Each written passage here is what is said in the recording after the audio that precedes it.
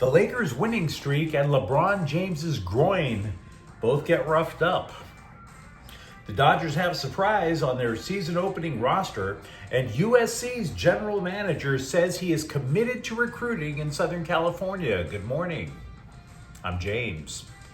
This is your daily dose of sports and snark for the greatest sports city in the world, Los Angeles. This is the faithful Angelenos Morning Report. It is March 9th, 2025. Welcome back to the Sanctum Sanctorum of LA Sports. It's also Sunday, the Lord's Day, and if you believe as I do, take a moment. Thank Him for the blessings that you have in your life, like LA Sports. And if you like being in the know about LA, clickety-clack the like button. Clickety-clack the subscribe button. There's a notification bell. Hit that. It'll let you know when we drop new content. Sharing is caring. Let people know we exist, and by all means, comment. Now, we have a big scoreboard from yesterday. Feel free to stop the tape, look at the scores, take your notes, because we've got a lot of news to get to. We're going to start off right now because it's not enough that the Lakers' 8-game winning streak came to an end last night. It's even worse that it came against the Celtics. Let me be real with you guys about this. I've been all over this country. Boston is the most racist city I've ever been in. Boston, Massachusetts makes Alabama look like an Ibram X. Kendi think tank, for Pete's sakes. But the most painful moment of Saturday came when LeBron James exited the game midway through the fourth with a groin injury. As longtime viewers know, we have a very strict don't discuss men's groins policy here at Faithful Angelenos. ESPN thinks he'll be out a couple of weeks. James tried to spin it more optimistically. He said it'll be just a couple of days. Damned if I know. I don't know if it'll be a couple of days. Now, if you recall, 2 years ago, when James's foot was jacked up, he said he went to the LeBron James of feet. I don't want to meet the LeBron James of groins. Okay? We're going to have to keep that in private. But if you remember, back in 2018, when he first came to the Lakers, his groin went pop in Golden State, and he wound up missing 17 games. Look, if it gets to be that way, if James misses 17 games now, that means he's going to come back literally at the end of the regular season. Barely enough time to ramp up for a playoff run. So, that we can't escape reality. This is a problem. And what do the Lakers do now? Hard to say. On either side of the floor, hard to say. Like, for example, in yesterday's clip, we discussed how James is the back end of the team's defense because they don't have a real rim protector under the hoop, right? So what the Lakers had been doing is they were inviting opponents to shoot from the outside. They would sag off the weaker shooters, and if somebody got past Dorian Finney-Smith or Jared Vanderbilt, James would be the one who would scoot across, lurking underneath the hoop to stop the drive. Moreover, the Lakers have gone from 3 damn good scoring options to 2. And we don't even know if Luka Doncic is really completely in I can carry a team for long-term mode. Meanwhile, you put all that into the blender, it's hard to say how far the Lakers could slip in the standings. They were as high as number 2. They're currently number 3. I don't think they're going to completely collapse and miss the playoffs. Get that catastrophic idea out of your head. Because if you really want to get hardcore about it, Dallas right now has the last play-in spot. The Mavs are 9 games back of the Lakers, and Kyrie Irving is done for the year. I don't think this team is play-in tournament level of decline. Missing out on getting a first-round series at home with home court advantage? That sounds plausible. We're going to find out pretty quickly. The Lakers are going to play 6 games in 8 days coming up. So yeah, are you slamming the panic button? Let me know what you think in the comments thread. Meanwhile, the Dodgers roster, we assumed, was about as close to etched in stone as you can get. Yea, verily, there's Dave Roberts coming down from Mount Sinai with his 2 stone tablets with the roster. And yet, non-roster invitee Matt Sauer, who had been part of 3 organizations in the last 16 months, he's headed to Tokyo to pitch. Roberts advised Sauer, oddly enough, when he pulled the pitcher from the mound in the one time the reliever got his ass kicked this spring.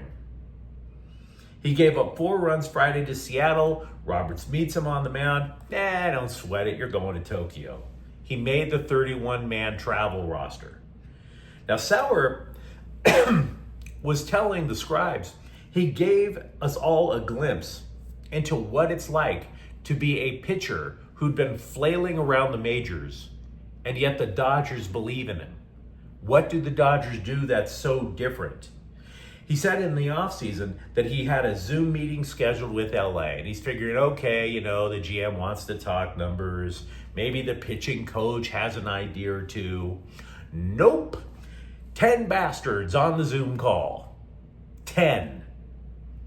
Like one of those whack COVID parties where everybody's guzzling wine in a box and pretending that they're having a great time sitting by themselves in the dark. That's what a Dodger meeting was like. Quote, they mean business and everyone was on the same page on what I could develop and get better on. I felt very comfortable with it, unquote. Now, in this meeting, Sauer said they encouraged him to bring back his sinker, learn how to throw a cutter, and then shape his fastballs differently. So the guy goes from having an ERA with Kansas City of 7.71 to just blazing guys out in Dodger blue. To be clear though, I'm not trying to tell you how long Sauer is going to stay in the show. If you remember, the Dodgers bully, missing Evan Phillips. He'll probably be ready midway through April. Michael Kopech is only having bullpen sessions. Michael Grove, Edgardo Enriquez, Bobby Miller. 5 bullpen guys right now who can't participate.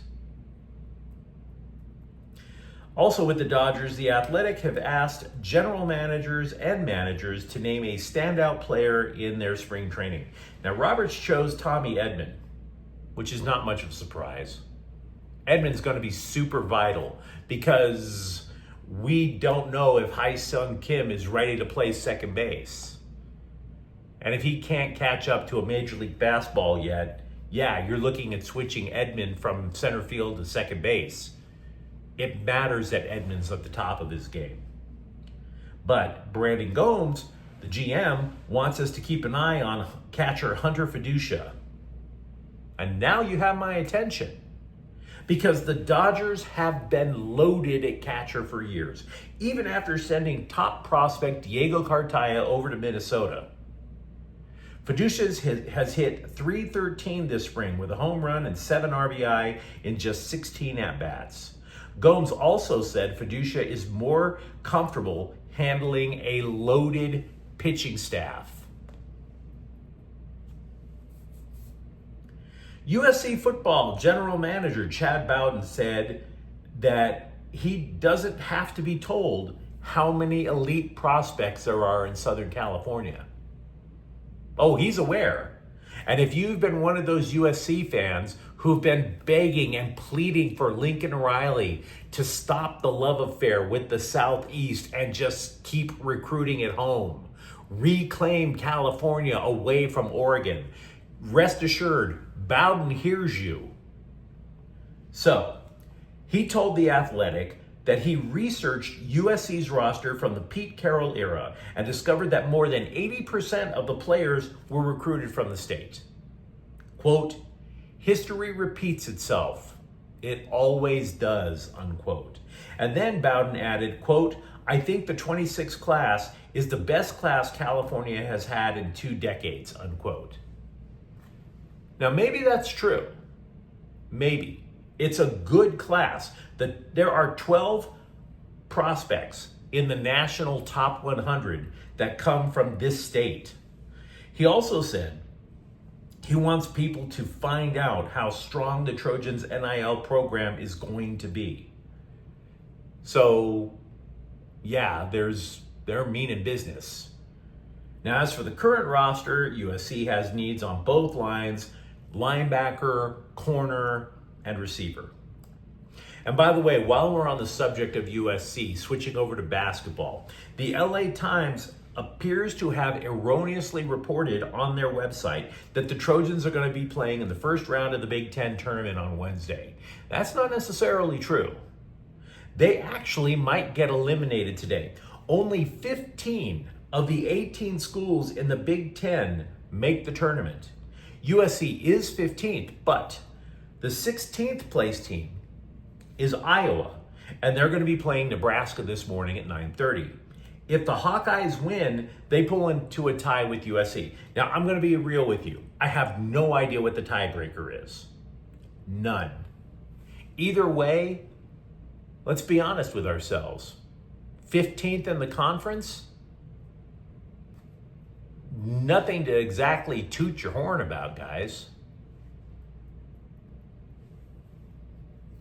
We have spoken at length about how damaging it is to the MLS Cup champion Galaxy not to have Ricky Puig. The Athletics surveyed general managers across Major League Soccer, and they asked who was the best midfielder in the game. Puig, who hasn't played yet and won't be playing until mid to late summer, won in a landslide. 10 votes.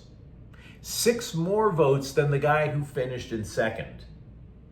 Now, there are 2 other items that are even more troubling for the Galaxy in their immediate future. 1, that same survey predicts that Gabriel Peck will be the next big name to leave MLS for greener pastures. And then the second, if you're saying, well, the Galaxy need to make an addition to try to boost the roster, maybe so, but don't hold your breath. For example, they have this ridiculously awkward salary cap structure in MLS. We've been talking about it at length. Nobody can make heads or tails of it. But part of it is called general allocation money.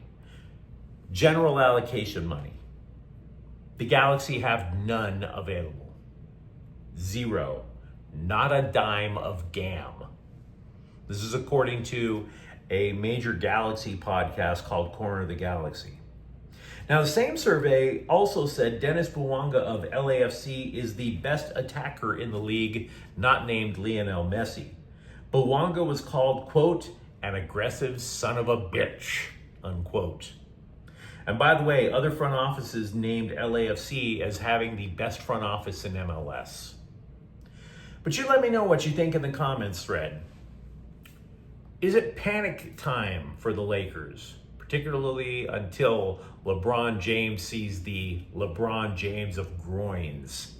And for that matter, are you comfortable with the makeup of the Dodgers bullpen as they're about to head off to Tokyo? And if you enjoyed the content, don't forget to subscribe to Faithful Angelenos. We talk LA sports every single day here. Thank you for watching. I'm James. We'll be back tomorrow. Faithful Angelenos is a Kian Corte El Queso production. Take care.